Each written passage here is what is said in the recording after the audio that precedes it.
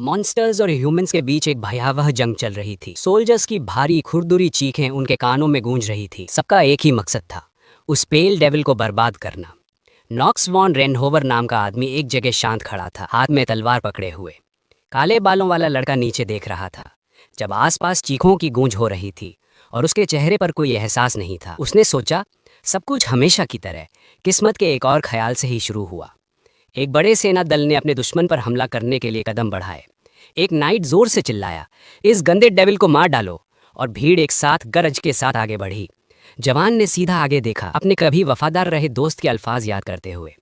उन बातों का मतलब वो पूरी तरह नहीं समझ पाया था, लेकिन नॉक्स के चेहरे पर कोई भावना नहीं थी। अचानक एक बड़ा मॉन्स्टर उनके सामने आ गया। आदमी ने अपना हथियार घुमाया और उसका पुराना दोस्त अपनी आंखों से एक आंसू गिरते महसूस कर रहा था। सफेद बालों वाला लड़का तेज हवा के झोंके के साथ आगे दौड़ा। उसका चेहरा गुस्से से भर गया। उसने अपनी तलवार में मना डालकर एक ही बार में दुश्मन पर हमला किया।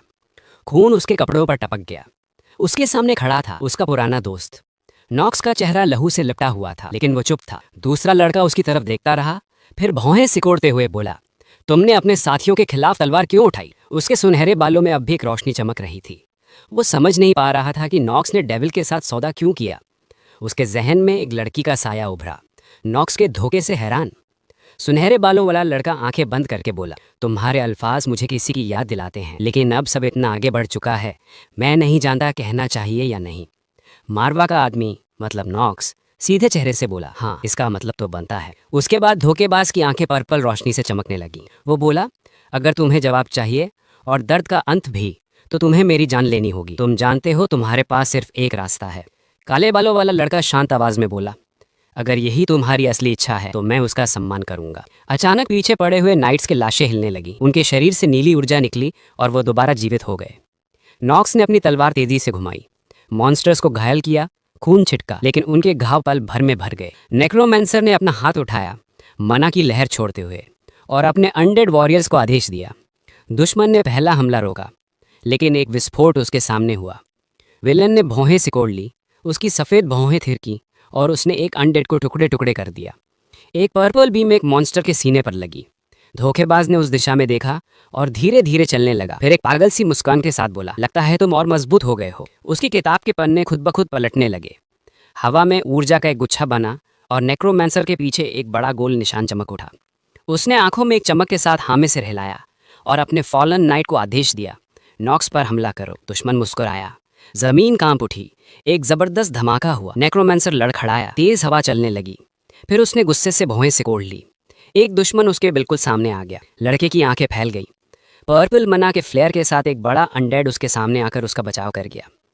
मारवा का आदमी बोला, अगर मुझे तुम्हें मारना है और जिंदा लाश से सच सुनना है तो ऐसा ही सही। उसकी नजर एकदम मजबूत थी। जमीन पर मरे हुए सोल्जर्स बिखरे पड़े थे। बारिश गिरने लगी। जवान ने पूछा, नॉक्स, तुमने हमें धोखा क्यों दिया?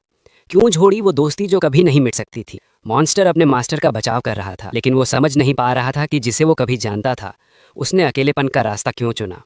उसने गुस्से से भौहें सिकोड़ ली, सोचते हुए आज इनमें से कोई एक जिंदा नहीं रहेगा। सीन बदला। एक आदमी को स्टॉक्स में बांधा गया था। उसके ऊपर एक तेज तलवार लटक रही थी। प्रोटैगनिस्ट ने ऊपर देखा, सोचते हुए, इस तलवार की छाया ही एक आत्मा के लिए सबसे भयावह चीज है। उसके हाथ में छुरी थी। उसके सामने उसका पिता बंधा था।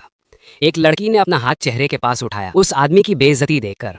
पास खड़ा एक लड़का धमकाया, अगर चुप नहीं रही तो अगला नंबर तुम्हारा है। राजा अपने सिंहासन पर बैठा था जब लोग उसके जुल्म पर फुसफुसा रहे थे। एक आदमी पसीना पोंछते हुए बोला, हम सिर्फ चुप रह सकते हैं, विरोध करने की हिम्मत किसी में नहीं है। गार्ड स्टेज पर खड़े थे। पूरी दुनिया में जंग का तूफान था और आम लोगों के पास कोई रास्ता नहीं बचा था। ऊपर काले कौवे उड़ रहे थे। नक्शे पर दिख रहा था, पूर्वी कॉन्टिनेंट लहू से भर गया था। बहुतों को फांसी दी गई। इस जंग ने मारवा फैमिली को भी खत्म कर दिया। ये इस नरक युद्ध के आखिरी शिकार थे। जवान ने नीचे देखा और सोचा, बेमायने के समय में बेईमान रास्ते ही काम आते हैं। अमीर लोग सिर्फ फुसफुसाते रहे, ताकत वाले अपनी मर्जी चलाते रहे और कमज़ोर लोग जिंदा रहने के लिए चोरी करते रहे। कटी हुई गर्दनें जमीन पर बिखरी थी। कमज़ोर लोग हर दिन मौत के साथ खेल रहे थे। आम लोग डरे हुए देख रहे थे जब उन्हें जिंदगी के इस मौत के डांस में धकेल दिया गया। बंधा हुआ आदमी चुप था। राजा ने भौहें सिकोड़ ली। ये सचमुच एक नरक का द्वार था जहां लोग दर्द से मुक्ति की प्रतीक्षा कर रहे थे। कॉन्टिनेंट अब एक जीता जागता जहन्नुम बन चुका था। सिल्वेस्टर, एक नोबेल घराने का मुखिया, हंसी के साथ चिल्लाया, तमाशा शुरू करो। उसने नीचे देखकर एग्जीक्यूशन देखा। भीड़ गरजने लगी। जवान शांत खड़ा था। एलन ने झुककर पूछा, क्या आपने शुरू करने का आदेश सुना? प्रोटैगनिस्ट झुककर आगे बढ़ा, हथियार हाथ में था। उसकी नज़र बंधे हुए आदमी पर टिकी थी। काउंट मुस्कुराया और जोर से बोला, लड़के, रस्सी काट दो। वो एक कदम आगे बढ़ा। रस्सी उसके पिता के ऊपर तनी हुई थी। किशोर ने अपने हाथ ऊपर उठाए। ऑडियंस ने उस लड़के को शॉक में देखा। काउंट ने एग्जीक्यूशन को खुलेआम खुशी के साथ देखा। लड़के ने रस्सी काट दी, ब्लेड नीचे गिरा, खून का एक छींटा हुआ। प्रोटैगनिस्ट ने सोचा, एक इंसान की मौत की आवाज बुचर की शॉप में कारकस काटने की आवाज से अलग नहीं होती। लड़के ने अपने पिता की तरफ देखा, शॉक में। लाल खून के छींटे उसके चेहरे पर पड़े। एक आंसू उसके गाल पर बह गया। उसके हाथ पूरे खून से रंगे हुए थे। जमीन पर भी वैसे ही निशान थे। ये सब घटनाएं उस जवान लड़के के कंधों पर एक असहनीय बोझ बनकर बैठ गईं। प्रोटैगनिस्ट ने नीचे देखा, हॉरर से भर गया। उसने अपने पिता और इस दुनिया के बीच का आखिरी रिश्ता तोड़ दिया था। आदमी का सर जमीन पर लुढ़क गया। लियोन ने उदास नजर से सोचा, मैं एक कातिल बन गया हूं। उसकी आंखें धीमी पड़ गईं। दूर एक बड़ा शहर दिख रहा था। सफेद शर्ट पहने वो जवान अपने नोबल परिवार का प्रतिनिधि था। दूर तक एरिस्टोक्रेट्स के सिलुएट्स नजर आ रहे थे, जो पूरे राष्ट्र के सहारे के खंभे थे। एक मैनिकिन जैसे राजा ने सिंहासन पर बैठकर हुकूमत की। जैसे एक मशहूर प्लेराइट ने लिखा था, the head that wears the crown is heavy. Leon ने सामने देखा। तख्त का दौर सिर्फ उन्हीं को मिलना चाहिए जो इस शक्ति का बोझ उठा सके, उसने सोचा। टेबल के इर्द गिर्द कई लोग बैठे थे। जब प्रोटैगनिस्ट एक गंभीर चेहरे के साथ बैठा था, उसे मारवास परिवार के नए मुखिया के रूप में स्वागत किया गया। एक अधिकारी ने मेज पर हाथ पटका और जोर से चिल्लाया, सिल्वेस्टर का प्रभाव का क्षेत्र दिन ब दिन बढ़ता जा रहा है। वो दिन दूर नहीं जब वो मारवास की जमीन पर खुलेआम हमला करेंगे। पुलैंड ने थोड़ा दूर देखा और कहा, माय लॉर्ड, रक्षा को मजबूत करो। एक बुजुर्ग आदमी ने लड़की की तरफ देखा और बोला, समय आ गया है एक समझदार फैसला लेने का। लियोन ने अपनी आंखें बंद की और कहा, सब चुप रहो। फिर वो अपनी कुर्सी से खड़ा हुआ और बोला, मैं मजबूर हूं तुम सबसे थोड़ा और समय मांगने के लिए। मुझे सब कुछ तौलना होगा। उसके अधीनस्थों ने कहा कि ये मामला ज्यादा देर तक नहीं लटकाया जा सकता। ये कभी भी अच्छा संकेत नहीं होगा मारवास जैसे महान घराने के लिए। लड़का आगे बढ़ा। हॉलवे में चलते हुए उसने सोचा, अपने पिता लॉर्ड रून की अकस्मात मौत के बाद मैं परिवार का मुखिया बन गया। उसने लंबी काली चोगा पहनी थी और वो सिर्फ 14 साल का था। जमीन पर मोज़ेक डिजाइन चमक रहा था। प्रोटैगनिस्ट ने सोचा, हाउस ऑफ मारवास जो कभी शक्तिशाली नेक्रोमैंसर्स का घर था, अब नष्ट हो गया है, अपनी पुरानी शान खो चुका है। लियोन रुक गया। उसने दीवार पर लटके पोर्ट्रेट्स देखे। उसने अपनी आंखें ऊपर उठाईं, माँ बाप के बारे में सोचता हुआ। उसने आंखें बंद की और अपने मन में पूछा, वो मेरी जगह होते तो क्या करते। आगे बढ़ते हुए उसने सोचा, मुझे पता है ये सवाल कभी जवाब नहीं पाएंगे, क्योंकि मुर्दे बात नहीं करते। लेकिन फिर भी उसे राह दिखाने वाली एक आवाज़ की ज़रूरत थी। यंग मैन दरवाजे के पास आया। उसके मन में था, मुझे अपने घर की शान और समृद्धि वापस लानी होगी। उसने ऊपर देखा। दरवाजे के ऊपर वेलोन का पोर्ट्रेट लटका था, उनके घर का पहला पूर्वज और अपने युग का अकेला नेक्रोमैंसर। लियोन ने अपने पूर्वज को देखा और सोचा, हमारे घर को पहचान मिली थी जब फाउंडर ने अपना बैटलफील्ड पर अपना नाम बनाया था, लेकिन उसके बाद हमारे खानदान में कोई भी उसके बराबर का नेक्रोमैंसर पैदा नहीं हुआ। प्रोटैगनिस्ट ने अपने पुरखों की कल्पना की। एक पुराना किला नजर आया। लीडर ने आंखें बंद की। उसने दरवाजे का हैंडल पकड़ा और सोचा, आखिर ये सब मेरे अपने पिता को मारने तक आ गया। उसने दरवाजा खोला और एक बड़े ऑफिस में घुस गया। टेबल के पास जाके उसने अपने परिवार के क्रॉनिकल्स वाली किताब को छुआ। लियोन ने सोचा, वेलोन, हमारे घर का फाउंडर लगभग एक दास्तान है। उसके जहन में एक भीड़ थी, मॉन्स्टर्स की भीड़। सिर्फ हाथ के इशारे से पूर्वज ने अपने दुश्मनों को मौत के तूफान की तरह बहा दिया। मुर्दों के लश्कर को बुलाकर एक सफेद झंडा नेक्रोमैंसर के सामने लहरा रहा था। समय के साथ पूरा वेस्टर्न रीजन उसके कब्जे में आ गया। कुछ ही महीनों में उस आदमी ने एक शेर के सामने खड़े होकर डेमन मारवास से एक पैक्ट किया और कॉम्पोनेंट के सबसे बड़े राजों में से एक हासिल किया। किताब के कवर पर एक लाल आंख बनी थी। विलोन ने ये राज एक भयानक नेक्रोमैंसर से पाया था। लीडर ने नजर हटा ली और सोचा, इसी ने हमारे पूर्वज को मौत पर हुकूमत करने की शक्ति दी थी। किताब को देखते हुए उस लड़के ने सोचा, ये एक अनमोल विरासत है जो फाउंडर से सीधा डिवारिसी होती आई है। यही वो पुस्तक है जिसने मारवास घर को उसके उदय के दौर में पहुंचाया, जब पूरे महाद्वीप में सिर्फ हम नेक्रोमैंसर्स थे। उसने पन्ना पलटा। अचानक लड़का सूख गया। उसने किसी की आवाज सुनी। उसके शरीर से पसीना छूट गया। उसने सोचा, ये कैसे मुमकिन है? हेडमैन के ऑफिस में एंटी मैजिक फील्ड होने के बावजूद ये टेलीपैथिक आवाज कैसे आ रही है? उसने पीछे मुड़कर पूछा, मैं किससे बात कर रहा हूँ? लियोन ने नजर हटाई। तब एक अजीब आवाज आई, मैं तुम्हारा दुश्मन नहीं हूं। लेकिन जवान ने तुरंत उसकी बात पर विश्वास नहीं किया। अचानक पूरा कमरा अंधकार से भर गया। उसने एक आंख बंद की, फिर सिर उठाया। उसके ऊपर एक बड़ा शेर दिखाई दिया। प्रोटैगनिस्ट ने उस जानवर को देखा और पूछा, ये जगह क्या है? डेमन ने अपना पंजा उठाया और बोला, क्या तुम्हारे पूर्वजों ने तुम्हें मेरे बारे में कभी बताया नहीं? शेर ने उस जवान की तरफ देखा और कहा, मुझे महसूस हो रहा है जैसे तुम्हार और रून के बीच का बंधन टूट गया है। उसने दांतों को कस कर कहा, मैं हमेशा उसकी अत्यधिक दयालु प्रवृत्ति से चिंतित था। एक डार्क क्लैन के लॉर्ड के लिए वो बहुत नरम था। प्रेडेटर लियोन के सामने खड़ा होकर पूछा, पुराने लॉर्ड की मौत के जिम्मेदार कौन है? किशोर ने अपना सिर उठाया, आंखों से हल्का प्रकाश निकलते हुए बोला, मैं हूं। शेर ने गुस्से से नाक सिकोड़ी और जोर से दहाड़ा। लड़के ने अपना चेहरा हाथ से ढक लिया। डेमन ने मुंह खोलकर फिर पूछा, क्या तुमने अपने ओथ बाउंड कॉन्ट्रैक्टर को मार दिया? यंग लॉर्ड ने धीरे से मुंह खोला और ऊपर देखकर दोबारा कहा, हाँ, मैंने ही अपने पिता को मारा। शेर की आंखें चमक गई। उसने जोर से दहाड़ मारकर चीखा। प्रोटैगनिस्ट ने ऊपर देखा। उसके जहन में एक तस्वीर उभरी। उसके हाथ में चूरी थी, खून लगा हुआ था और उसके पिता का सर जमीन पर लुढ़क रहा था। लियोन ने हॉरर में सब देखा। डेमन ने उस लड़के की तरफ देखा और कहा, तुम झूठ बोल रहे हो, क्योंकि सिर्फ रस्सी काट देने से तुम कातिल नहीं बन जाते। यंग लीडर ने नीचे देखा और कहा कि ऐसा नहीं है। डेमन ने उसे ध्यान से देखा। उसके माथे पर एक लाल निशान था और उसे लगा जैसे उस लड़के के अंदर अंधकार का एक ऑरा था। उसने उसके आसपास बैंगनी मना देखा, सोचता हुआ कि यह बच्चा आखिर क्या कुछ भुगत चुका है जो अभी भी उसके अंदर इतनी ज्यादा मैजिकल पावर छुपी हुई है। एक लाल लिक्विड उस लड़के के पैर के नीचे फैल गया। मना की धुंधली फॉग उसके इर्द गिर्द छा गई। शेर की आंखें खुल गईं। उससे लगा ये तो असंभव है। उसने लियोन के पूर्वज को उसके पीछे खड़ा सोचा और सोचा कि ये लड़का तो उससे भी आगे बढ़ सकता है। प्रेडेटर ने अपना पंजा मुंह के पास उठाया और अपना परिचय दिया, मैं मार्वस हूँ, नरक के 72 डेमन्स में से एक। वो जानवर जमीन पर लेट गया और बोला कि वो अभी डेमोनिक दुनिया से वापस आया है और इंसानों के साथ शांतिपूर्ण जीवन जीना पसंद करता है। उसने याद किया और कहा कि वो कभी उसका वफादार दोस्त था, साथ ही नेक्रोमेंसी के ज्ञान का मूल भी, जिसे मारवा के घर की पहचान बनी।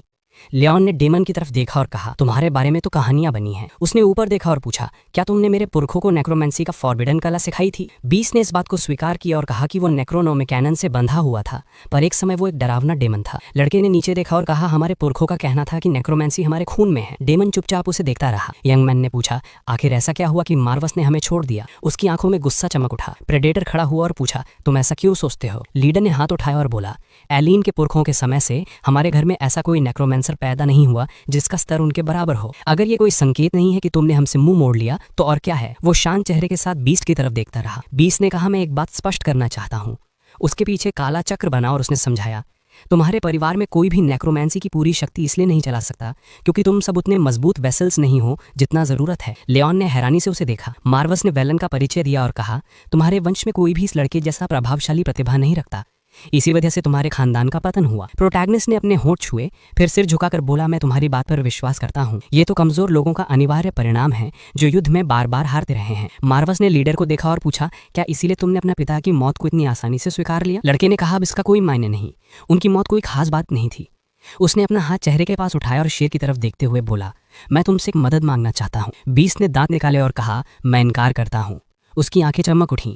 मदद एक दया भाव का काम होता है जिसमें एक पक्ष को कुछ नहीं मिलता और किसी डेमन के साथ कोई भी समझौता एक डील होता है। लड़के ने भावों को सिकोड़ कर कहा, डील नेक्रोमेंसर की पावर के बारे में है। बीस ने उससे घूर कर देखा। लियोन ने पूछा, क्या मार्वस मुझे वो शक्ति दे सकता है? डेमन ने मुंह फेर लिया और बोला, तुम्हें इन पावर्स से क्या लेना देना, तुम में तो कुछ खास नहीं। बीस ने सीधा उसकी तरफ देखा और पूछा, क्या तुम्हें लगता है तुम में इन्हें विकसित करने की क्षमता है? लियोन ने आंखें बंद करके कहा, मुझे लगता है हाँ। अगर मैं बिल्कुल ही निकम्मा होता तो तुम जैसे उच्च श्रेणी के डेमन मेरे साथ एक शब्द भी नहीं बोलते। उसने खून से भीगे आदमी को सोचा और कहा, आम इंसान तो सिर्फ डेमन से बात करते ही अपना सारा मना खो देते हैं और भ्रम देखने लगते हैं।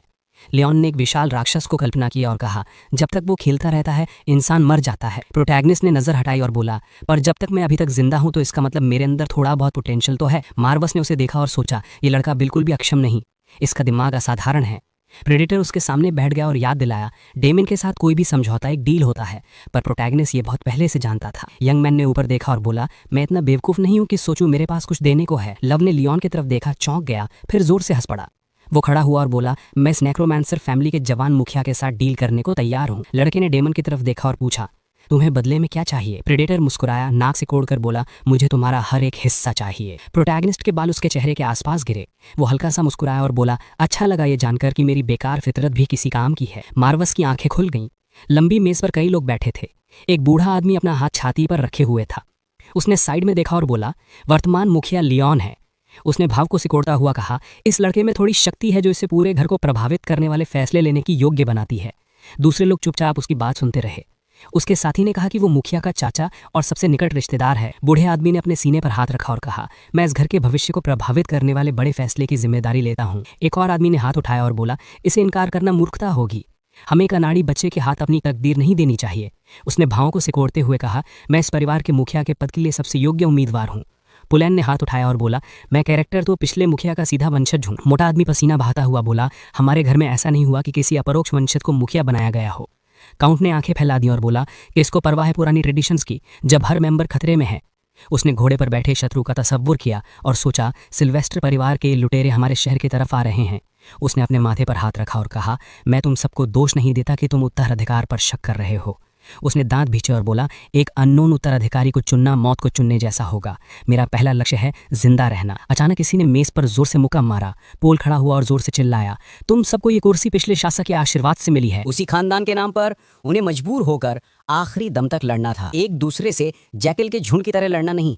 मोटा आदमी पसीने में तर हो गया और सोचने लगा कि चाहे लियोन ने अभी तक अपनी ताकत को पूरी तरह मजबूत नहीं किया हो, लेकिन वो चुपचाप खड़ा होकर अपने चाचा को अपनी वाजिब जगह पर कभी भी कब्जा करते नहीं देखेगा। उसने सोचा, अगर खेचल तख्त पर बैठा होता तो शायद सब कुछ बदल जाता। उसने अपने मन ही मन रून से प्रार्थना की, मुझे रास्ता दिखा। वो आदमी ने अपना हाथ मेज पर रखा और कहा कि ये फैसला सख्त है पर फिर भी कुछ हास्यपूर्ण है।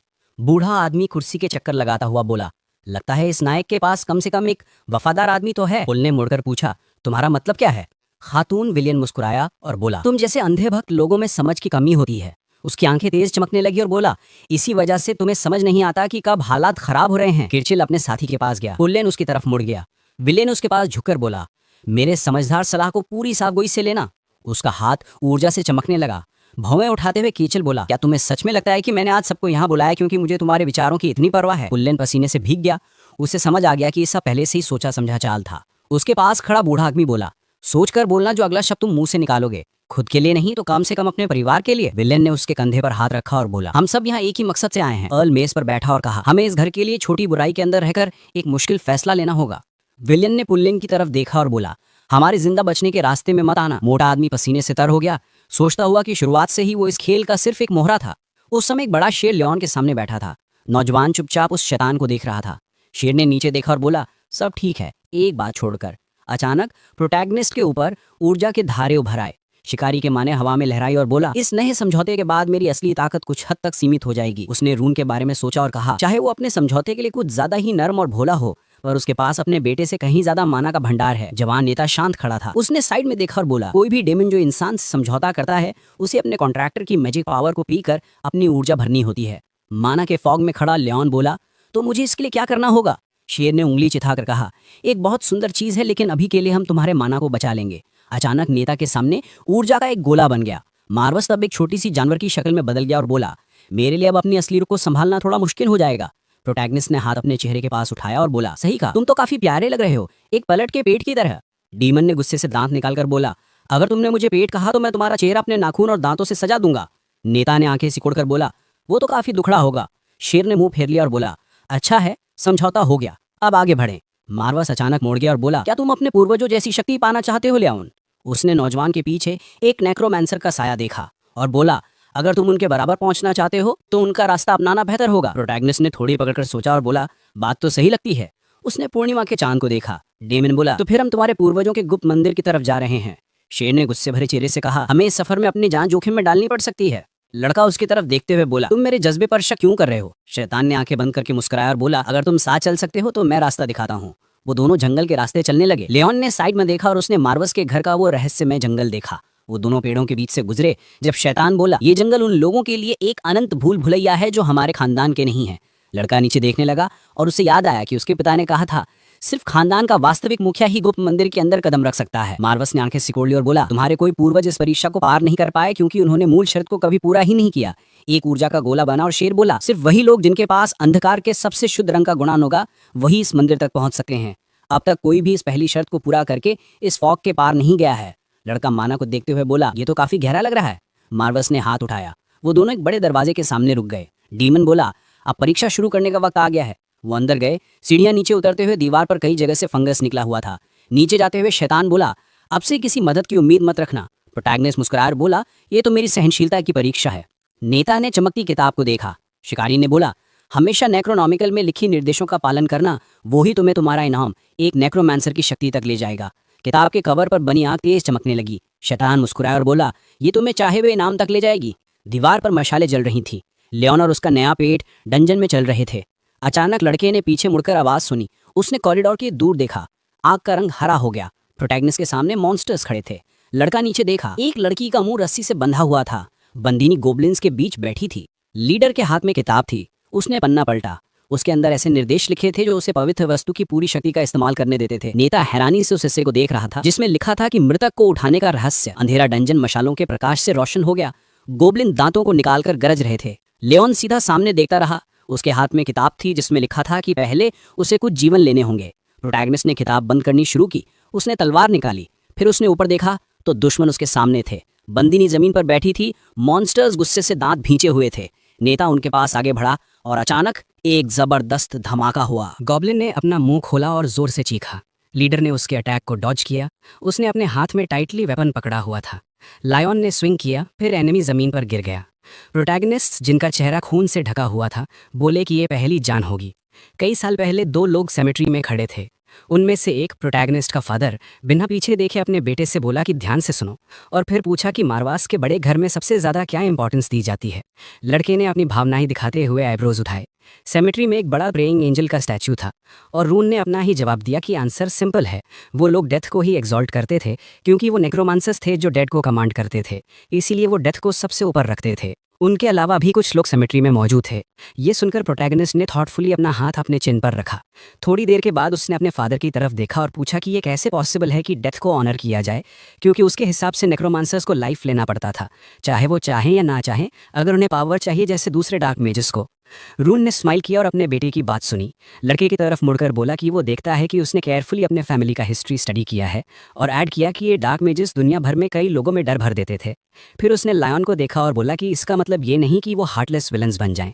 ये कहकर उसने अपने बेटे के शोल्डर पर हाथ रखा और एक प्रॉमिस करने को कहा। रून ने उसके पास बैठकर बोला कि चाहे वो किसी से भी बैटल करे, जब तक उसके हाथ में लाइफ और डेथ का पावर है, वो कोशिश करे कि उन्हें सबसे जेंटली मारे। लायन ने अपने फादर की तरफ कोल्ड एक्सप्रेशन के साथ देखा और सोचा कि क्या उसे ये प्रॉमिस सभी एनिमीज के लिए फॉलो करना चाहिए। इसी वक्त एक गॉब्लिन उसके सामने आया।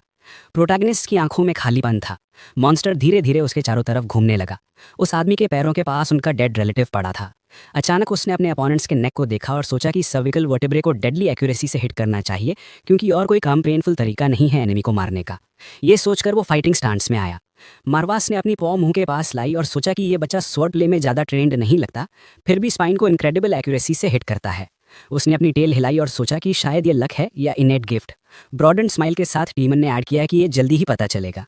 प्रोटैगनिस्ट के चीक पर खून के ड्रॉप्स थे। उसने अपने आप से कहा कि ए को डिफीट करने में लक ज़्यादा था, स्किल कम, क्योंकि गॉब्लिन्स नेचुरली कनिंग और ट्रेचरस होते हैं। एक मॉन्स्टर की आंखें ब्राइटली बर्न कर रही थी। वो अपने दांत पकड़कर धीरे धीरे अप्रोच कर रहे थे, जबकि प्रोटैगनिस्ट ने सोचा कि सबको एक साथ फाइट करना बेस्ट सोल्यूशन नहीं है। लायन ने अपने हाथ में ब्लेड टाइटली पकड़ा। अचानक उसने साइड देखा और सोचा कि अंधेरे में हाइट कैलकुलेट करना मुश्किल है, और सिर्फ ये नहीं, उसका फील्ड ऑफ विजन हर सेकंड फेड हो रहा था। इन सोचों के साथ उसने आगे देखा। बिना मूव किए उसने देखा कि पहला टॉर्च जो पहले गॉब्लिन को मारा वो चला गया, मतलब उसे अभी अंधेरे को अडेप्ट करना होगा। ये सोचकर प्रोटैगनिस्ट ने डैश के लिए तैयार किया। सोचा कि इस केस में एनिमीज की क्राउड में से कट करने के बजाय प्रिसाइज मूवमेंट और पियर्स करना बेटर है। उसी सेकंड वो एक गॉब्लिन के पीछे खुद को पाया। ग्लोइंग आइज के साथ वो ब्लो के लिए प्रिपेयर हुआ। एक मोमेंट बाद मॉन्स्टर का नेक पियर्स हो गया। प्रोटैगनिस्ट की आंखें ब्राइटली बर्न कर रही थी। जैसे ही गॉब्लिन मरा, टॉर्च चला गया। उनके किन्समैन के डेथ को देखकर बाकी गॉब्लिन्स फ्यूरियस रोर किए। वो अलग अलग साइड से अटैक करने लगे। प्रोटैगनिस्ट का चेहरा इमोशनलेस था। लास्ट मोमेंट में उसने साइमल्टेनियस अटैक डॉज किया। तुरंत एक ब्लेड हवा में विसल की। क्विक ब्लो से लायन ने गॉब्लिन को मार दिया। उसके मरने के बाद और एक टॉर्च चला गया। प्रोटैगनिस्ट ने स्वेट वाइप किया और सोचा कि उसकी आंखें इंक्रीजिंगली डार्कनेस में अडैप्ट हो रही हैं और वो अब ज़्यादा क्लियरली देख सकता है। लेकिन ब्लेड ग्लॉस से बैडली डैमेज हो गया। इस बात को सोचकर उसने वेपन देखा और बोला कि सेरेमोनियल ब्लेड से ज़्यादा एक्सपेक्ट नहीं कर सकता। अचानक उसने साइड देखा। एक एनरेज्ड गॉब्लिन अंधेरे से ऊपर जंप किया। देखकर प्रोटैगनिस्ट ने अब्रप्ट हैंड वेव किया। कुछ फ्लैश हुआ मॉन्स्टर के फेस के सामने। अचानक उसके चीक पर स्क्रैच आया और खून स्पर्ट हुआ। ये देखकर डीमन ने सरप्राइज में अपनी आंखें वाइट की।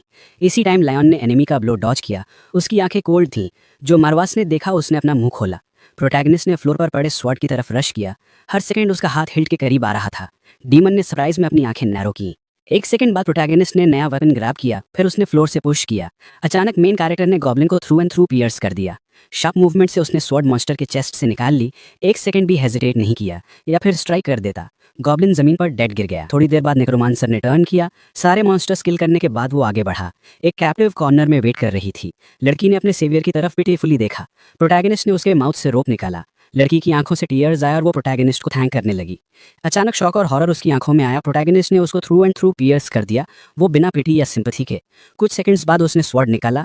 वेपन देकर लायन ने सोचा कि याद है फादर ने मॉन्स्टर्स के बारे में एक और विजडम दी थी, जो ह्यूमन अपीयरेंस इमिटेट कर सकते हैं, और वो अपने कॉन्टिनेंट के ट्रैवल्स में एनकाउंटर किए थे। ये वर्ड्स के बाद उसने कैप्टिव को फिर से स्टैब किया। लड़की की आंखें चमक उठीं और उसके मुंह में दांत निकले। लंबे क्लॉज वाले हाथों के साथ उसने उठने की कोशिश की और प्रोटैगनिस्ट बोलता रहा कि उसके फादर ने भी उसे कहा था कि हमेशा याद रखो, सबको क्विक डेथ नहीं मिलनी चाहिए। ये कहकर उसने याद किया कि उस दिन सिमेट्री में उसका फादर उसके पास बैठकर कहता था कि जो लोग धोखा देते हैं और दूसरों का ट्रस्ट यूज करके फायदा उठाते हैं वो क्विक डेथ के लायक नहीं होते। लड़का मॉन्स्टर से अपनी आंखें नहीं हटा रहा था और बोला कि उन्हें वही डेस्पेयर और फियर फील करना चाहिए जो उनके विक्टिम्स ने फील किया था। अचानक उसकी आंखें चमक उठी और उसने कहा कि इसके लिए उसका मानना है कि थोड़ी पेन का लेसन उसके लिए हर्ट नहीं करेगा। डंजन में लास्ट टॉर्च अभी भी जल रही थी, लेकिन मॉन्स्टर के हार्ट ब्रेकिंग स्क्रीम के बाद वो बुझ गई। बार में खूबसूरत लड़कियां डांस कर रही थी। बार काउंटर पर एलीट लेकर थी। क्रिचल काउच पर लड़कियों के साथ बैठा था और जोर से चिल्लाया कि फाइनली उसकी टर्न है, क्योंकि थोड़ी ही देर में ये डैम्ड हाउस उसके हाथ में होगा। उसके साथ बैठी लड़की स्वीटली मुस्कुराई और बोली कि ऐसा होगा। उसने पूछा कि अगर कोई ऑब्जेक्ट करेगा, अगर इतने ऑनरेबल जेंटलमैन लीडरशिप ले लें instead of A completely green youth. दूसरी लड़की ने अपने हाथ फोल्ड किए और बोली कि सिंपली अनबिलीवेबल है, क्योंकि उसने सोचा भी नहीं था कि वो सिल्वेस्टर्स का यूज अपनी चाह को पूरा करने के लिए करेगा। ये सुनकर पहली लड़की ने ओल्ड मैन के शोल्डर्स पर हाथ रखा और बोली कि बिल्कुल, क्योंकि एनिमी के साथ डील करके टॉप पर पहुंचना ट्रूली एक मैनली एक्ट है। जिसका रिप्लाई उसने हंसी के साथ दिया कि तुमने मुझे फ्लैटर किया, और ऐड किया कि उन्हें सिल्वेस्टर हाउस के डीजेनरेट्स के सामने कुछ वक्त के लिए बो करना पड़ेगा। ये कहकर उसने थोड़ी अल्कोहल पी। ग्लास टेबल पर रखकर उसने कंटिन्यू किया कि ये भी लेऑन को सर्व करने से बेटर है, जो इनोवेटिवली मार्वोस को एक्सटिंक्शन की तरफ ले जाएगा, और ऑफ कोर्स ये 100 टाइम्स बेटर होगा अगर उसने सब कुछ अपने हाथ में ले लिया। अचानक उसकी आंखें चमक उठी और उसने हाथ से चेस्ट को टच करके डिक्लेयर किया कि विनर्स आर नॉट जज्ड। उसके सामने एक आदमी बैठा था। उसने थोड़ी मुस्कान दी और पूछा कि ओल्ड मैन मेन कैरेक्टर के साथ क्या करने वाले हैं। आर्म्स स्प्रेड करते हुए उसने ऐड किया कि एस्टेट के लोग अभी भी उसके फादर के डीपली डिवोटेड हैं, तो लड़के को मूव करना शायद सोचे से ज्यादा डिफिकल्ट होगा। फिर क्रिचल ने विस्की का बॉटल उठाया और रिप्लाई किया कि अननेसेसरी कॉम्प्लिकेट करने की जरूरत नहीं,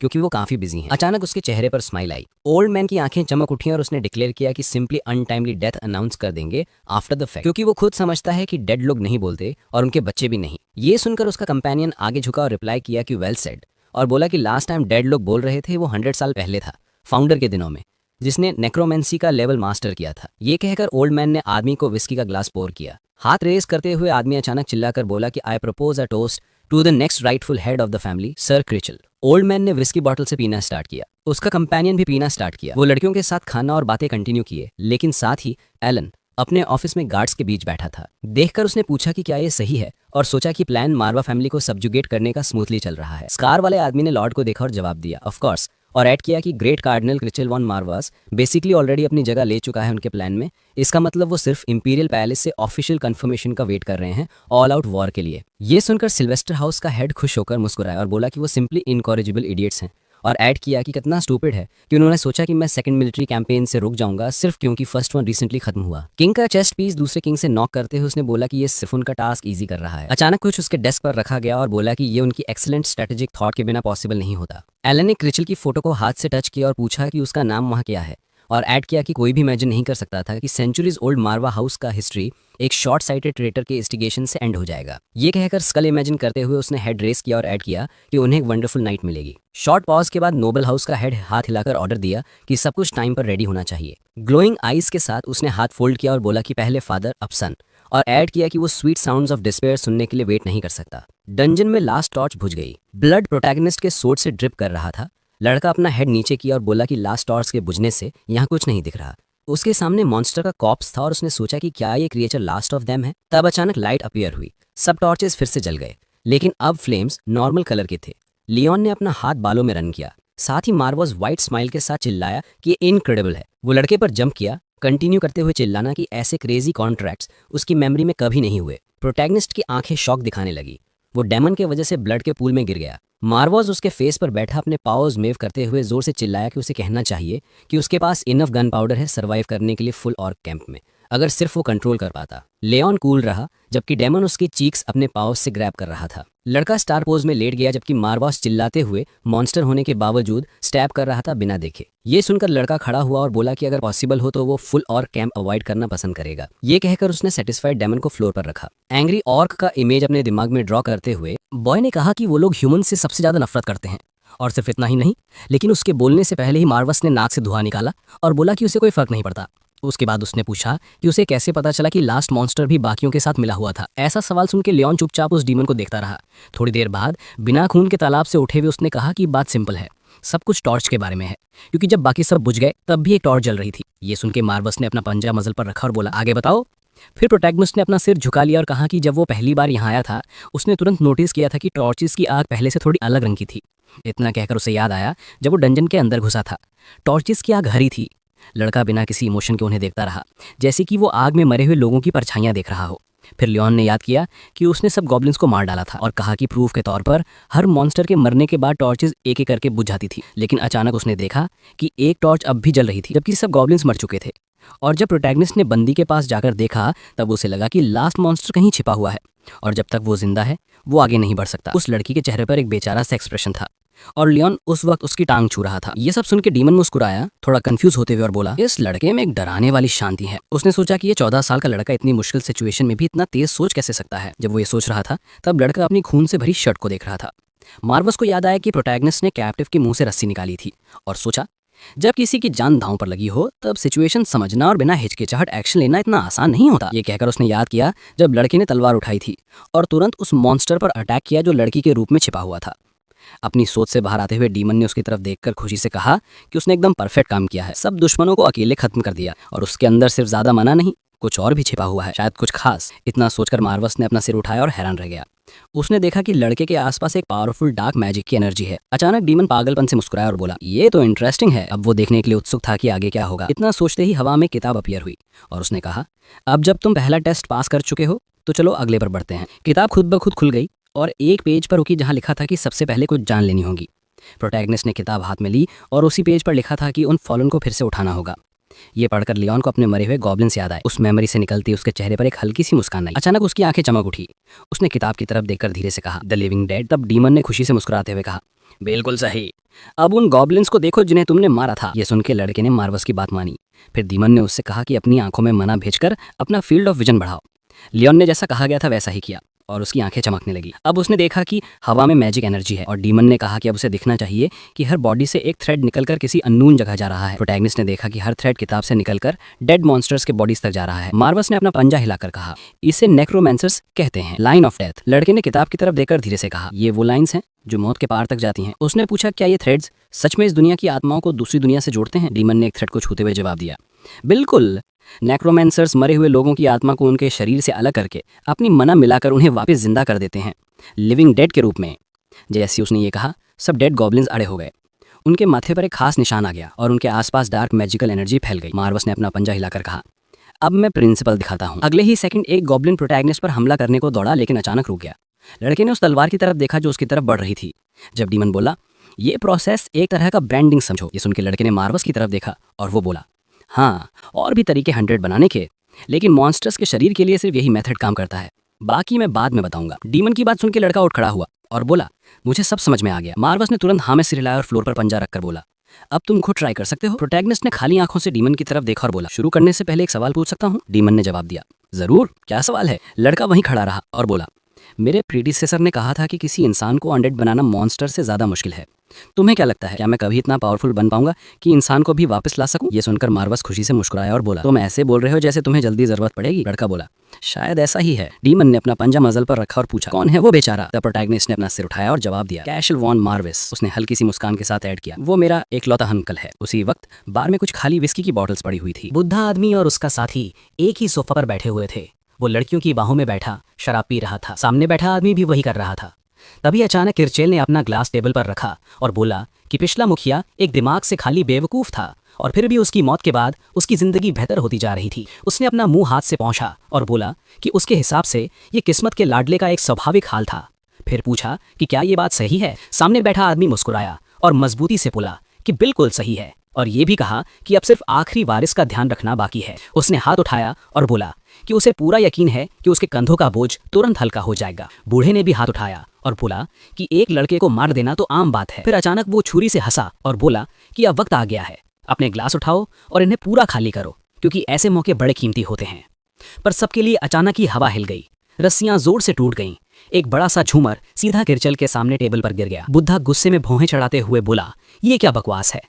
तब उसके पास बैठी लड़की बोली कि ये जगह एक पावरफुल मैजिकल आर्टिफैक्ट से सुरक्षित है और इस पूरी इमारत को हिला देने के लिए सिर्फ हवा से ज्यादा कुछ डरावना चाहिए। ये सुनकर किरचल ने नजर हटा ली। थोड़ी देर के बाद उसने उंगली अपने होठों पर रखी और लड़की से चुप रहने को कहा। फिर अचानक खड़ा होकर जोर से बोला, कौन है वहां? मरवा की जमीन पर कोई जिंदा रूह मेरी जान लेने की हिम्मत कैसे कर सकती है? तब एक पहचानी हुई आवाज आई, इतना यकीन कैसे है तुझे? बुद्धा तुरंत उस आवाज की तरफ मुड़ गया। प्रोटैगनिस्ट उसकी तरफ खाली आंखों से देख रहा था। उसे देखकर किरचल ध्यान से मुस्कुराया और बोला, अरे ये कौन है हमारे पास? क्या ये किसी दबाई गई खानदान का जवान मुखिया है? ये कहकर उसने हाथ हिलाया और उसके नौकर अंधेरे से बाहर आए। उन्हें देखकर लियोन की आंखें सिमट गईं। अचानक उसकी आंखों में तेज रोशनी चमक उठी और उसने खतरनाक आवाज में कहा, बहुत मेहरबानी हुई जो तूने अपने स्वामी को पहचान लिया। बुद्धा ने अपने भतीजे पर आंखें टिकाते हुए कहा कि उसे इस रात के बीच में ऐसे आने का कोई मतलब समझ नहीं आ रहा। फिर पूछा कि क्या कोई जरूरी काम था। प्रोटैगनिस्ट ने शांत चेहरे के साथ जवाब दिया, ये तो अजीब सवाल है। क्या जमीन का मालिक अपने अधर्मात्मक वत्सल से मिलने के लिए भी इजाजत लेगा? क्या मुझे तुझे पहले से बताना जरूरी है, सिर्फ तेरी सुविधा के लिए? ये सुनकर बूढ़े की आंखों में नफरत उभर आई। उसने गुस्से में बोला कि उसके हिसाब से एक सच्चे स्वामी को ऐसे शब्दों की जरूरत नहीं होती। फिर अचानक उसने अपने सीने पर हाथ मारा और गरज उठा, हम दोनों जानते हैं तू कभी लायक नहीं था। किरचल ने हाथ हिलाते हुए मजाक उड़ाया, क्या तू सच में डर रहा है कि तेरे खानदान का सिर का पद मुझसे छिन जाएगा? बहुत देर हो गई, तेरा बेकार बाप अब तुझे बचाने नहीं आएगा। लियोन के चेहरे पर कोई एहसास नहीं था। जब उसका चाचा बोल चुका, उसने पर्दे को एक हाथ से हटाया और शांत आवाज में बोला, मैं समझता हूं, अब अपनी सुरक्षा का जिम्मेदार मैं खुद हूं। यह सुनकर किरचल के चेहरे पर मजाक भरी चमक आई। तो तेरी ये नई समझ क्या कहती है? जब तू यहाँ अकेला आ गया, सिर्फ एक एक्स्ट्रा जिंदगी लेकर आया होगा, वरना इतनी बेवकूफ़ी कोई नहीं करता। ये सुनकर प्रोटैगनिस्ट ने हल्का सा भौहें उठाई और बोला, बेवकूफ तो तू है, तो ये समझा मैं अकेला आया हूँ। ये सुनते ही बूढ़ा तनाव में आ गया और पूछा, क्या मतलब है तेरा? पर उसके कहने से पहले ही जमीन हिलने लगी। काले जादू की ऊर्जा नीचे से उभरने लगी। कर्ट को तुरंत समझ आ गया कि कुछ गड़बड़ है। ये आम जादू नहीं था, ये डार्क मैजिक था। उसने नीचे की तरफ देखा और धीरे से बोला, ये एहसास मुझे याद है, ये किसी आम इंसान की समझ से परे गहरा खड्डा है। फिर जो उसने देखा, उसकी आंखों में खौफ भर गया। जमीन के नीचे से गॉब्लिन्स उभर आए। बूढ़े ने डरे हुए सुर में पूछा, क्या ये सच में जीते जागते मुर्दे हैं? ये कैसे हो सकता है? तब मेन कैरेक्टर खिड़की के सिल से कूदकर जमीन पर आया। अपनी सेना को देखते हुए उसने मजबूती से जवाब दिया, हाँ ये वही हैं। बूढ़े के चेहरे पर ठंडे पसीने के कतरे उभर आए। उसने चीख कर पूछा, क्या ये कैसे मुमकिन है? तेरा मरा हुआ भाई भी इतना शक्तिशाली नहीं था। तब लियोन ने हल्का सा सिर झुकाकर बोला, क्या हुआ चाचा? अब तो हाउस ऑफ मार्वल्स ने नेक्रोमेंसी पर दोबारा अपना अधिकार हासिल कर लिया है। ये सुनकर किरचल ने दांत कस लिए, हाथ हिलाकर जोर से चिल्लाया, गार्ड्स, इस गंदी जुबान को काट डालो। उसके आदमी तुरंत हमला करने दौड़े। एक की तलवार प्रोटैगनिस्ट के चेहरे पर पास आ रही थी। तभी एक गॉब्लिन उछलकर ऊपर आया। एक तेज वार से उसने तलवार उसके हाथ से गिरा दी। डर से आदमी चिल्ला उठा, ये तो लड़ रहा है। पर तब तक वो डेडमैन ने उसे एक ही बार में 2 टुकड़ों में काट दिया। खून हर तरफ उड़ने लगा। बुद्धा अपने मरे हुए सिपाही को देखता रह गया। ये मंजर उसके दिल में खौफ और दहशत भर गया। गॉब्लिन्स उसके आदमियों पर टूट पड़े। जो भी रास्ते में आया उसे तुरंत मार डाला। बूढ़ा और उसके पास के 2 सिपाही भय और शौक में जम गए। खून छटक रहा था और किरचल खुद से बोल रहा था, कुछ तो गड़बड़ है, ये आम नहीं है। अचानक उसके हाथ में काले जादू की ऊर्जा जमा होने लगी। उसकी आंखें चमक उठी और उसने कहा, अगर मेरी आंखें मुझे धोखा नहीं दे रही तो लड़के ने नेक्रोमेंसी का कला सीख लिया है। ठंडे पसीने उसके चेहरे पर बहने लगे। उसने खुद से पूछा, ये कैसे मुमकिन है? तभी उसके हाथ में एक जादू का गोला बन गया। किरचल ने दांत कसते हुए उसे उठाया, सिर झुकाकर गुस्से में चीखा, तूने क्या कर डाला है? ये तो हमारे संस्थापक की शक्ति का मजाक बना दिया। प्रोटैगनिस्ट ने अपने अंकल की तरफ इमोशनलेसली देखा और एक सवाल के जवाब में दूसरा सवाल किया, क्या ये सच में इतना अजीब है कि मारोवास क्लैन का हेड डेड लोगों को कंट्रोल कर सकता है? इन बातों के तुरंत बाद किरचल ने गुस्से में मुंह खोलकर चिल्लाया कि ये सब बकवास है, क्योंकि नेक्रोमेंसी का कला तो कब का खो चुका है और उसके पिता भी इसे जिंदगी में इस्तेमाल नहीं कर पाए थे। लियोन के आसपास एक जबरदस्त मैजिकल एनर्जी फैल गई। बूढ़ा आदमी अपने हाथ में डार्क मैजिकल एनर्जी का एक गोला पकड़े हुए था और गुस्से से चिल्लाया, पूछता हुआ कि क्या सच में वो चाहते हैं कि मैं मान लूं कि मेरा निकम्मा वंशज मुझसे अलग है, पर मैं इस ड्रामा में हिस्सा नहीं लेने वाला। तब प्रोटैगनिस्ट ने अपना हाथ बढ़ाया और कहा कि वो देख रहा है कि उसका अंकल इतनी जिद से विश्वास नहीं करना चाहता, तो अब उसके पास कोई और रास्ता नहीं बचा, इसलिए वो साबित करेगा। उसकी आंखें तेज रोशनी से चमक रही थी जब उसने कहा कि वो उसे वार्न करता है। ये बहुत ही बेवकूफ़ाना फैसला है। इन बातों के तुरंत बाद उसकी डार्क मैजिकल एनर्जी ने रेजरेक्टेड गॉब्लिन्स को घेर लिया। मॉन्स्टर्स तुरंत ही बड़ी मुस्कुराहट से हंसे, फिर अचानक एक जोर से दहाड़ के साथ वो अटैक करने के लिए दौड़ पड़े। किरचिल ने गॉब्लिन्स को अपनी तरफ दौड़ते देखा। डर के मारे उसने दांतों को भींचा। फिर अचानक बूढ़े ने गुस्से से चिल्लाते हुए मैजिक बॉल्स फेंके। दूर हो जाओ। मैजिक प्रोजेक्टाइल्स गॉब्लिन्स पर लगे। मॉन्स्टर्स रुक गए। ये देखकर किरचिल संतुष्टि से मुस्कुराया। एक गॉब्लिन के चेहरे की त्वचा घिसकर खोपड़ी तक आ गई थी, पर अचानक उसके चेहरे से डार्क मैजिकल एनर्जी टपकने लगी। उसी पल उसकी आंखों में आग जल उठी और उसी सेकंड वो जोर से चिल्लाकर अटैक करने दौड़ पड़ा। ये देखकर किरचिल की आंखों में शॉक और हॉरर उभर आया। वो तुरंत पलटा और अपने लोगों को हुक्म दिया कि मॉन्स्टर्स को मुझसे दूर ले जाओ। लेकिन जो उसने देखा उससे और भी ज़्यादा डर लग गया। उसके मरे हुए साथी ज़मीन पर पड़े थे। बूढ़े ने तुरंत रिएक्ट किया और अपने हाथ में डार्क मैजिक बॉल बनाई। बिना सोचे समझे उसने मॉन्स्टर्स पर हमला करना शुरू कर दिया। लेकिन कई अटैक्स के बाद भी एक भी गॉब्लिन नहीं गिरा। तब किरचिल ने अपने आप से कहा कि उसे ये मानना पसंद नहीं, पर उसके स्किल्स और मैजिक सिर्फ एक नौसिखिए नेक्रोमैंसर से थोड़ी बेहतर हैं। उसने अचानक अपनी नज़र अपने नेफ्यू की तरफ घुमाई और गुस्से में चिल्लाया कि वो इस धोखे का पछताएगा। साथ ही अपने मन में सोचा कि ऊपर से लोग मेरा शराब पीना भी लिमिट कर रहे हैं। और जब उसने चिल्लाया कि इसके बाद वो आसानी से नहीं बचेगा, तभी मॉन्स्टर ने अटैक किया। तलवार की धार हवा में सिटी बजाती हुई गई। गॉब्लिन ने बूढ़े के कंधे को छेद दिया। किरचिल के मुंह से खून उछल पड़ा। खून जमीन पर टपकने लगा। बूढ़े ने अपनी आखिरी ताकत से डार्क मैजिकल एनर्जी हाथ में जमा की, पर उसके लिए हैरानी की बात यह हुई कि मैजिक बॉल 2 टुकड़ों में टूट गई। उसने प्रोटैगनिस्ट की तरफ देखा और पूछा कि तू कैसे हिम्मत करता है अपने ही खून के खिलाफ जाने की? ये माफ़ नहीं किया जा सकता। लियोन ने कुछ कदम आगे बढ़ाए और कहा कि उसे याद है एक ट्रीटीज दोस्त ने अपने पिता के साथ कॉन्टिनेंट के इतिहास पर पढ़ा था। अंकल से नज़र हटाई उसने कहा कि इस दुनिया में विनर्स और लूजर्स होते हैं और वक्त के साथ साथ ये दोनों कॉन्सेप्ट्स अलग हो जाते हैं। कोर्ट ने अपने घाव को पकड़ा और नाराज होकर पूछा, क्या तू मुझे लेक्चर दे रहा है? प्रोटैगनिस्ट की आंखें ठंडी थीं, जिनके साथ उसने कहा कि तुम जैसे इमोशनलेस इंसान को अभी तक उस ट्रीटीज का असली मतलब समझ में नहीं आया, पर अगर तुमने उससे कुछ सीखा होता तो तुम्हें मालूम होता। बूढ़ा उसकी बातें सुनते हुए भारी सांस लेने लगा। लियोन और करीब आया और कहा कि यही तो सच है कि माफ़ी जीतने वाले का अधिकार होता है, और एक वक्त था जब तुम भी जीतने वाले थे। ये सुनकर किरचिल ने गुस्से से दांत भींचे। प्रोटैगनिस्ट ने थोड़ा भौएं उठाई और कहा कि मुझे लगता है तुम्हें उसी वक्त जीतने वाला लगता था जब तुमने मेरे पिता को पीछे से छुरा घोंपा और अपनी जान बचाई, पर वक्त बदल गया है। ये सुनकर बूढ़े की आंखें गुस्से और नफरत से भर गईं और वो चिल्लाया, चुप हो जा। तब लड़के ने अपना हाथ उठाया और कहा कि मैं तुझे सुखद यात्रा की शुभकामना नहीं देता, बल्कि मैं चाहता हूँ कि तू हर कदम पर तकलीफ सहे। उसने अपने सिर के ऊपर वाली किताब की तरफ देखा और कहा कि वो इस दिन को याद रखेगा जब उसने उसे कुचल दिया था। मुंह खोलकर उसने खत्म किया, सजा के रूप में मैं तेरा कल का आसरा छीन लूंगा, मारवास क्लैन के हेड के नाम पर। इन बातों के बाद गॉब्लिन्स गुस्से में दौड़ पड़े। तलवार की धार बूढ़े के चेहरे के सामने चमकी। 1 मिनट से कम में किरचिल जमीन पर अपने ही खून में पड़ा था। उसका कटा हुआ हाथ पास ही जमीन पर गिरा। डेमन ने उस हाथ को देखा और संतुष्टि भरी नजर से कहा, लड़का सच में पागल है, बिल्कुल जैसा मैंने सोचा था। शायद खुद सैटर्न भी ऐसा देखकर आंसू बहा देता। मेन कैरेक्टर की तरफ देखते हुए उसने पूछा कि ये कैसे मुमकिन है कि एक नया नेक्रोमैंसर पहली बार में ही इतनी आसानी से ताकत संभाल ले? बाहर से देखो तो लगता है जैसे वो कम से कम 10 साल से डेड लोगों को कंट्रोल कर रहा हो। ये सुनकर लियोन ने अपने मरे हुए अंकल की तरफ देखा। अचानक इसने अपने हाथ बांध लिए। 1 सेकंड बाद वो थोड़ा सरकास्टिक स्माइल करके बोला, मुझे एक मज़ेदार आइडिया आया है। ये सुनकर मारवास ने अपना पंजा मुंह के पास लाया और हैरानी से पूछा, क्या मैं सही समझ रहा हूँ? ये आइडिया इतना फनी है कि तू कांप रहा है। कुछ समय बाद कई लोग मीटिंग रूम में बैठे थे। एक लंबे बालों वाले आदमी ने हाथ उठाया और पूछा, क्या इतने टाइम पर एक और मीटिंग बुलाई गई है? उसने लोगों की तरफ देखा और पूछा कि किसी को पता है कि किरचिल ने सबको यहाँ दोबारा क्यों बुलाया है? तब उसके सामने बैठे आदमी ने हाथ उठाया और कहा, किसी को कुछ नहीं पता, मुझे कोई अंदाज़ा नहीं है, मेरा जूनियर असिस्टेंट भी अब तक नहीं आया, तो हम सिर्फ इंतजार ही कर सकते हैं। एक गंजे आदमी के चेहरे पर ठंडे पसीने की बूंद टपक गई। उसने कहा, इतनी अर्जेंट काउंसिल मीटिंग कोई मजाक नहीं होती। उसके हाथ कांप रहे थे जब उसने पूछा कि अगर हाउस सिल्वेस्टर का सरप्राइज अटैक होने वाला हो तो, जब हम सब यहाँ इतने सुरक्षित बैठे हैं। तब पहला आदमी डर के मारे ऊपर देखता और कहता है कि बस कर, यह हमारे लिए सबसे बुरा वक्त है तेरा पैरानोया सुनने का।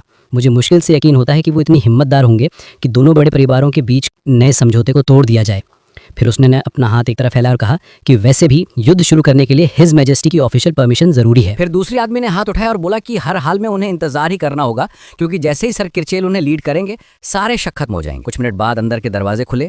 प्रोटैगनिस्ट कॉन्फ्रेंस रूम में घुसा। वो तेजी से वहां मौजूद लोगों के पास से गुजरा। तब एक आदमी ने सामने बैठे हुए व्यक्ति की तरफ देखकर धीमी आवाज में पूछा कि इसका मतलब क्या है, और ये भी कहा कि उसे लगा कि सर किरचिल ने ही मीटिंग अरेंज की थी, तो ये जवान साहब यहाँ क्यों आए? लियोन आगे बढ़ता रहा, लोगों को अपने पीछे बात करते हुए सुनता रहा। उसके चेहरे पर कोई इमोशन नहीं था। जब अचानक वहां बैठे लोगों ने पूछा कि वो यहाँ किस मकसद से आया है, ये सुनकर प्रोटैगनिस्ट अचानक मुड़ गया।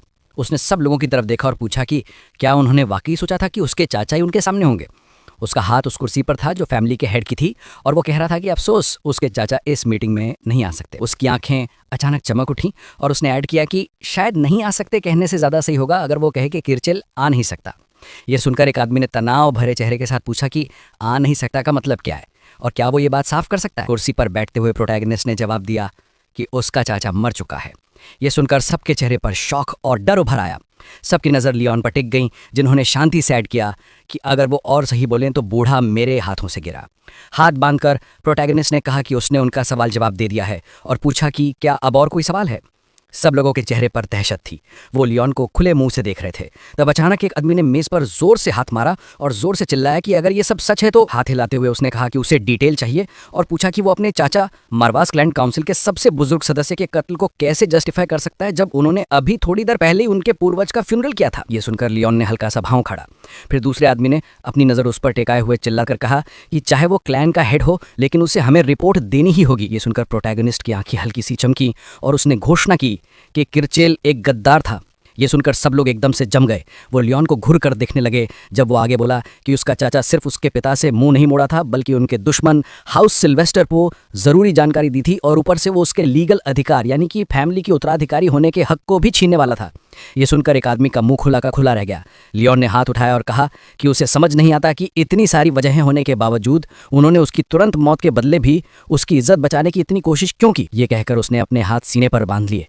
लंबे सुनहरे बालों वाला आदमी कांपते हुए मुट्ठी बांध रहा था, अपने आप से बोलता हुआ कि मीटिंग का बुलावा जरूर किरचेल ने भेजा था और अब वो यहाँ नहीं है, इसका मतलब वो वाकई मर गया है। टकले आदमी ने गुस्से में दांत कस लिए और अपने आप से बोला कि बूढ़े ने इतने जवान लड़के की मौत कैसे होने दी। लेकिन अब किरचेल के लिए अफसोस करने का समय नहीं था। एक और आदमी अपने उंगली काट रहा था, बेचैन होकर कह रहा था कि अगर ये जवान साहब अपने चाचा को बिना किसी जिंदा आदमी को हुक्म दिए मार सका तो उसका मतलब है कि उसने किसी बहुत शक्तिशाली जादू का इस्तेमाल किया होगा। ये सोचकर उसने अचानक नजर हटा ली। फिर वो आदमी एकदम खड़ा हो गया और उलझन भरी आवाज में बोला कि उसे तो इस बात का अंदाजा भी नहीं था। हाथ फैलाते हुए वो बोला कि ये बूढ़ा इतना भयानक जुर्म करने की हिम्मत कैसे कर गया। लंबे बालों वाला आदमी उसकी तरफ तेज नजर से देखता है, सब समझ जाता है और खड़े होते हुए कहने लगता है कि हम इसमें शामिल नहीं थे। फिर उसने पूछा कि वो कैसे जानते कि बूढ़ा ऐसे गंदे चाल चल रहा था। लेकिन सबके लिए हैरानी की बात तब हुई जब प्रोटैगनिस्ट ने अपनी उंगली टेबल पर रख दी। उसकी आंखें तेज चमक उठीं और उसने हुक्म दिया, शांति। लियोन ने हाथ आगे बढ़ाया और कहा कि उनके बयान गलत नहीं हो सकते लेकिन वो फिर भी दोषी हैं इस साजिश को अपने घर के अंदर होने देने के लिए। शॉर्ट हेयरकट वाला आदमी डर के मारे सोच रहा था कि लड़के ने सबको धोखा दे दिया। तभी टकले आदमी ने हाथ उठाया और बोला कि कहानी अच्छी है लेकिन क्या सर किरचेल वाकई गद्दार था, और अगर हाँ तो क्या उसके दोष का कोई पक्का सबूत है, वरना हो सकता है उसने एक बेगुनाह आदमी को मार दिया हो। प्रोटैगनिस्ट चुपचाप उस आदमी की तरफ देखता रहा। खड़े होकर उसने जवाब दिया कि सबने वैसे ही रिएक्ट किया जैसे किसी और से ज्यादा समझदार व्यक्ति ने पहले से सोचा था। ये सुनकर एक आदमी ने उलझन में पूछा कि कौन था वो व्यक्ति। तब लड़के ने अपने कंधे पर बैठे शैतान की तरफ देखा। मारवास बड़े मुस्कुराते हुए देख रहा था जब अचानक प्रोटैगनिस्ट ने अपनी चमकती आंखें नीचे कर लीं। उसने हाथ आगे बढ़ाया और कहा कि जब तुम सब सबूत मांग ही रहे हो तो मैं तुम्हें दिखाता हूं किरचेल का धोखा। रूम में एक जबरदस्त जादुई ऊर्जा भर गई। हाथ नीचे न करते हुए लियोन बोला, मैं मारवास क्लैन का वैध बेटा बुलाता हूं एक खोई हुई आत्मा को। ये कहकर पूरा महल हिलने लगा। जमीन से गॉब्लिन्स निकलने लगे, उनकी संख्या हर सेकंड बढ़ रही थी। प्रोटैगनिस्ट के हाथ के ऊपर एक किताब खुल गई। ये देखकर सब लोग दहशत से चीखने लगे, पूछने लगे कि उसने ये कैसे किया। फिर अचानक गॉब्लिन्स के बीच सर किरचेल नजर आया। छोटी हरकत वाला आदमी डर के मारे चिल्लाया कि क्या उसने वाकई हमारे क्लैन की भूली हुई अला जादू कला ढूंढ ली है। उसकी आंखें खौफ और घबराहट से भर गई। प्रोटैगनिस्ट ने सबकी तरफ देखते हुए बूढ़े से पूछा कि क्या वो अब यहाँ सबके सामने अपने गुनाहों को कबूल करेगा। अपनी बाकी होश खो चुके किरचेल ने अंधेरी जादुई ऊर्जा में लिपटा हुआ खड़ा होने की कोशिश की। एक आदमी ने डर से पूछा कि यह कैसे मुमकिन है। लियोन ने बिना इमोशन के कहा कि मैं इस सवाल से थक गया हूं। फिर बोला, इसमें ऐसा हैरानी वाली क्या बात है जब नेक्रोमैंसी खुद मारवास घराने की वंशज अला कला है। उसके गॉब्लिन्स जिनकी आंखें चमक रही थीं, पागलपन से मुस्कुरा रहे थे जब अचानक लंबे सुनहरे बालों वाला आदमी जोर से चिल्लाया कि सबको भागना चाहिए और अपनी जान बचानी चाहिए। गंजा आदमी पलटा और उस पर चीख कर बोला, जहन्नुम में जल जाओ। लंबे काले बालों वाला आदमी अपने साथी के पास भागा और चिल्लाकर पूछा, तू यहाँ खड़ा क्या कर रहा है। तभी उसने देखा कि उसके साथी का तो सिर ही नहीं था। बेजान जिस्म जमीन पर गिर गया। वसल के चेहरे पर असली डर लिखा था। लंबा सुनहरा बालों वाला आदमी जमीन पर गिर गया और जोर से चिल्लाकर दया मांगने लगा। उसके पैर काट दिए गए थे। तभी उसने ऊपर देखा, सामने प्रोटैगनिस्ट खड़ा था। लियोन की आंखें चमक रही थीं और वो धमकाती आवाज में बोला, मीटिंग अभी खत्म नहीं हुई। उसकी किताब से एक तेज रोशनी निकली और वो बोलता रहा, तुम लोग तब तक सुनोगे जब तक मैं इस परिवार का मुखिया सब कुछ कह ना दूं। इन अल्फाज के बाद कर्चिल उस वसल के पास गया जिसके पैर कटे हुए थे। हड्डी टूटने की आवाज़ के साथ वो झुक गया। फिर बूढ़ा आदमी अपना मुंह खोला। प्रोटैगनिस्ट ने अपने मरे हुए चाचा को देखा और पूछा, क्या यहाँ एक भी इंसान है जिसे तुम्हारे पापों का ज्ञान नहीं था? ये सुनते ही कर्चल सीधा खड़ा हो गया, अपनी जगह से हिले बगैर मुश्किल से बोला, जो भी पिछले घर के मुखिया की सेवा में था, सब ने उसके खिलाफ खड़ा होने का फैसला किया। हर एक ने, कोई भी उसकी दो मुखी जिंदगी से अनजान नहीं था। ये कहकर सब लोग खौफ में जम गए। प्रोटैगनिस्ट ने बिना किसी एहसास के कहा, तो ऐसा था सब कुछ। उस पल कटे हुए पैरों वाला आदमी उस लड़के को देखकर डर के मारे चीखने लगा, माफी मांगता हुआ। उसका साथी गॉब्लिन से बचकर भागना चाहता था, चिल्लाकर कह रहा था कि वो अपने सारे पापों से तौबा करेगा। गंजा वसल भी डर से भौंस सिकोड़कर माफी मांगने लगा, कहने लगा कि उसे अपनी वफादारी साबित करने का एक मौका दिया जाए। तभी उसने अचानक अपनी नज़र एक तरफ घुमाई। प्रोटैगनिस्ट के मॉन्स्टर्स ने सब गद्दारों को मार दिया। ये देखते ही लड़के ने ठंडे लहजे में कहा, ओह। फिर उसने हाथ हिलाया, आंखें थोड़ी सी सिकोड़ी। लेवॉन बोला, जो शक्ति मुझे इस परिवार के मुखिया के रूप में मिली है, उसके बल पर मैं काउंसिल को घोषित करता हूं। पर उसने बात अधूरी छोड़कर अपनी किताब बंद कर दी। लड़का उस तरफ देखता रहा, आंखों में आग के जैसे जलते हुए, और पूरा किया, नेक्रोमेंसी का अंधेरा कल फिर से हमारे महान परिवार में लौट आया है। 1 मिनट के अंदर प्रोटैगनिस्ट के अलावा सब लोग मर चुके थे। लड़का उन्हें देखता रहा जैसे कुछ सोच रहा हो। तभी उसने कोने में छुपे आदमी की तरफ मुड़कर पूछा, सर पुलिन कहाँ मिलेंगे? नौकर डर से कांप गया, क्योंकि उसे एहसास हुआ कि उसे देखा गया है। नज़र झुकाकर कांपते हुए आवाज़ में बोला, उन्हें बगावत भड़काने के जुर्म में कैद में डाल दिया गया है। लेओन ने पलट कर कहा, रास्ता दिखाओ। वो धीरे धीरे आगे बढ़ने लगा। दरवाज़ा खोलते ही लड़का रुक गया। पीछे मुड़कर उसने जलती आंखों से कहा, तुम लोग भाग सकते हो अगर चाहो तो, पर मैं अंजाम की गारंटी नहीं देता। उसके घर के नौकर ज़मीन पर बैठे थे, उनकी आंखें खौफ से भरी हुई थीं। जब मालिक ने कहा, अपनी जान के लिए मैं उम्मीद करता हूं कि तुम लोग सही फैसला लोगे। उसके जाने के बाद भी नौकर खड़े नहीं हो पाए। कुछ देर बाद एक आदमी एलन के दफ्तर में घुसा, तेज कदम से मेज के पास गया, एक चिट्ठी आगे बढ़ाकर बोला, ये आपके लिए है। नोबल घर के मुखिया सिल्वेस्टर ने चिट्ठी हाथ में ली और कहा, मुझे समझ आ गया। उसने फटाफट लिफाफा खोला और चिट्ठी पढ़ने लगा। उसकी आंखें चमक उठी और उसके चेहरे पर एक दुष्ट मुस्कान आ गई। बिना ऊपर देखे एलन ने कहा, शानदार, लगता है साम्राज्य ने भी मारवाज घराने से मुंह मोड़ लिया है। उसके सामने खड़ा आदमी, जिसके चेहरे पर एक बड़ा निशान था, मुस्कुराया और बोला, बिल्कुल, उनके पूर्वजों के कामों के अलावा उनके पास दिखाने लायक कुछ नहीं है। उसने नीचे देखा और बोला, उनका धन और मजदूर दोनों ही मजाक हैं। सिल्वेस्टर ने चिट्ठी हिलाकर कहा, अब तो उनके पास पुराने धन से भी कम है। फिर उसने चिट्ठी टेबल पर रखी और कहा, कोई बात नहीं, सब कुछ हमारे प्लान के मुताबिक हो रहा है। चौड़े मुस्कुराहट के साथ आदमी बोला, अगले महीने हम मारवाज घराने को घुटनों पर ला देंगे, नोबेल वॉर शुरू होगी। फिर उसने पूछा, आखिरी दरख्वास्त का क्या हुआ? काम पूरा हुआ? उसका सेवक हाथ बांधकर बोला, सब तैयार है, जरा सा भी डाउट नहीं। एलन ने हाथ बढ़ाकर पूछा, हारने का कोई चांस नहीं? आदमी ने अपने हाथ पीछे किया और बोला, बिल्कुल नहीं सर, हार तभी संभव है जब कोई पूरा नेक्रोमैंसर उन्हें घर को रोशन कर दे या उनका पूर्वज खुद मौत से लौट आए। ये सुनकर सिल्वेस्टर मुस्कुरा उठा, उंगलियां जोड़कर बोला, तो इस जंग में जीत पूरी तरह हमारी है। एक अंधेरे रास्ते से डंजन तक जाने वाली सीढ़ियां थीं, अंदर टॉर्चें जल रही थीं। पुलिन जमीन पर सिर मारते हुए चिल्लाया, मुझे माफ कर दो, मैंने कर्चिल के अंधेरे इरादों को अपने रूह में घुसने दिया, मुझे मौत मिलनी चाहिए। प्रोटैगनिस्ट उसके सामने खड़ा था, उसकी आंखें उस पर टिकी हुई थीं। दिल में सोच रहा था, ये कुछ गिने चुने वफादार वसलों में से एक है जो मेरे चाचा के खिलाफ खड़ा हुआ था, मुझे इसे अपने साथ लेना ही होगा। पुलिन हिम्मत नहीं कर पा रहा था अपने असली मालिक की तरफ देख पाने की। लियून ने बिना कुछ सोचे उसे उठाया, उसकी आंखों में ठंडक थी जब उसने कहा, बहुत काम है करने को, मुझे तेरी मदद चाहिए। आंसू उसके गालों पर बह रहे थे। थरथराती आवाज़ में बोला, क्या मेरी मदद सच में ज़रूरी है? आखिर मैं किस काम का? प्रोटैगनिस्ट ने देखा कि उसके आसपास मक्खियां मंडरा रही थी। उसने हाथ बढ़ाया और कहा, जाके नहा ले, फिर मेरे दफ्तर में मिल, वहीं सब बातें करते हैं। आखिरी बार उसने उसकी तरफ देखा और बोला, वहाँ हम सारी तफसीलात पर चर्चा करेंगे।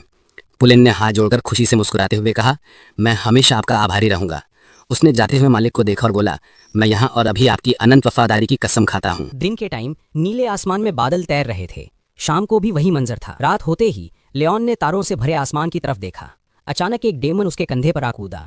वो बिना कुछ कहे अपना पंजा चाटता रहा। मारवास ने उस लड़के से पूछा, अब तू क्या करेगा? क्योंकि फैसला उसका था। इस पर मेन कैरेक्टर ने सोच विचार में अपना हाथ थोड़ी पे रखा। जब डेमन काम से फारिग हुआ तो उसने मुस्कुराते हुए अपना पंजा नीचे किया। कुछ देर बाद पोलैंड ऑफिस में आया और हैरानी से भौएं चाहकर पूछा, तुम किस बारे में बात कर रहे हो? हाथ उठाते हुए उसने अचानक चिल्लाया, इतना रिस्की सोचना भी डरावना है, क्योंकि सिल्वेस्टर्स से मिलने के लिए अगर वो केचेल बनकर जाता तो आदमी ने हाथ जोड़कर कहा कि उसके लिए जबरदस्त एक्टिंग की जरूरत पड़ेगी। ये सुनकर प्रोटैगनिस्ट ने अपना हाथ बढ़ाया और पूछा, क्या इतना काफी है? उसी पल जमीन से एक काली एंटिटी निकलकर ऊपर आई।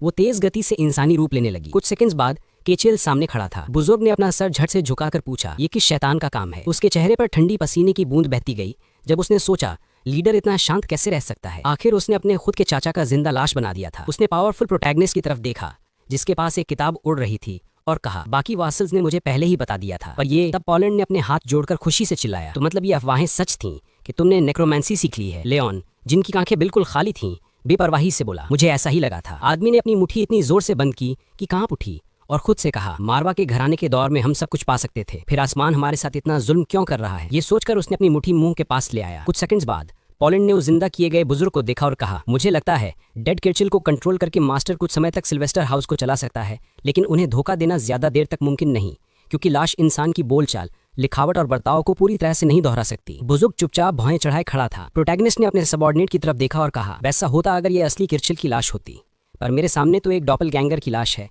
जिससे मिलने का मुझे मौका मिला था। ये कहकर बुजुर्ग ने अपना हाथ उठाया। उसके हाथ में जादू की एनर्जी का एक बादल उभर आया। लियोन ने समझाया, ये एक मॉन्स्टर है जो किसी इंसान को पूरी तरह से कॉपी कर सकता है, पर्सनैलिटी, याददाश्त और एबिलिटीज तक। पॉल बहुत हैरान हुआ ये देखकर कि कुर्चिल के हाथ में मैजिक एनर्जी थी। तब प्रोटैगनिस्ट ने चुपचाप सबकी तरफ देखा। उसके जहन में एक याद उभर आई। तलवार से खून टपक रहा था। तुरंत बाद आखिरी मशाल बुझ गई।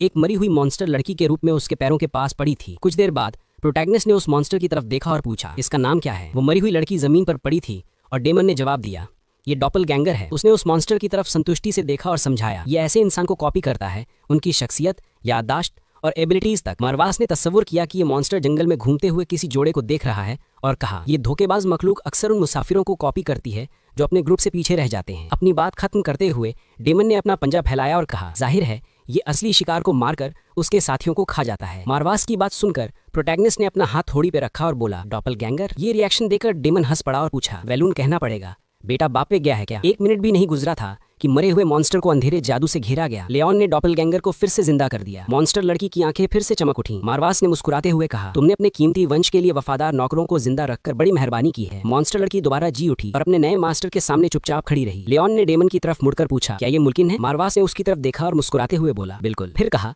लेकिन याद रखना, ये मखलूक सिर्फ उन लोगों को कॉपी कर सकती है जिनसे नेक्रोमांसर ने खुद मुलाकात की हो। अचानक लड़की के ऊपर एक अंधेरा जादू का बादल बन गया जिसमें आंखें चमक रही थीं। डेमन ने आगे कहा, और ये भी समझ लो कि कोई भी ज्यादा पावरफुल मैजिकल टारगेट कभी भी डॉपलगैंगर से रिक्रिएट नहीं किया जा सकता। मारवास ने प्रोटैगनिस्ट की तरफ संतुष्टि भरी नजर से देखा और पूछा, सब समझ गया ना? चाहे तो कितना भी टैलेंटेड हो, अभी भी रॉ है। लड़का उसकी तरफ खाली आंखों से देखता रहा। उसके हाथ में पकड़ी किताब के इर्द गिर्द पावरफुल मैजिक एनर्जी घूम रही थी। मारवास ने कहा, चाहे तो किसी की रूह को सील कर ले, उसकी वफादारी हमेशा क्वेश्चनेबल रहेगी, और अगर तू अपना कंट्रोल ज्यादा देर तक नहीं रख पाया तो वो रूह अंत में मिट जाएगी। डेमन ने भौहें चढ़ाए हुए कहा, मारवस के घराने से तभी निकलना जब अपनी मुश्किल का कोई साफ रास्ता ढूंढ ले। प्रोटैगनिस्ट के आसपास अंधेरा जादू छा गया और उसने मजबूती से जवाब दिया, मैं अपने परिवार से कभी मुंह नहीं मोड़ूंगा। उसने सोचा आम लोगों का कत्ल और उनका जलाना, फिर बोला, ये तो बिल्कुल साफ है, मेरे नहीं होने पर क्या होगा? स्टेट के बेगुनाह लोग या तो मारे जाएंगे या फिर सिल्वेस्टर के हमले के बाद उनके कब्जे में चले जाएंगे। डेमन के माथे पर निशान चमका और उसने पूछा, क्या तू वाकई उनके लिए अपनी जान दांव पर लगा देगा? उसी पर लियोन की आंखें चमक उठी और उसने जवाब दिया, मैं खुशी से अपनी जान उनके लिए दे दूंगा। मारवास ने उसकी तीखी नजर से नजर मिलाई और सोचा, क्यों? क्या ये सिर्फ एक फर्ज या फैमिली के प्रति वफादारी के लिए है? आखिर ये सब किस लिए? फिर उसके जहन में और गहरे सवाल उभर आए। ये सोचकर उसने अपनी नजर